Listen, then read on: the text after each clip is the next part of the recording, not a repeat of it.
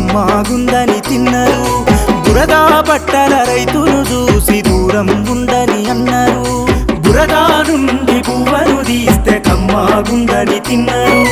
బురదా బట్టల రైతును చూసి దూరం ఉందని అన్నారు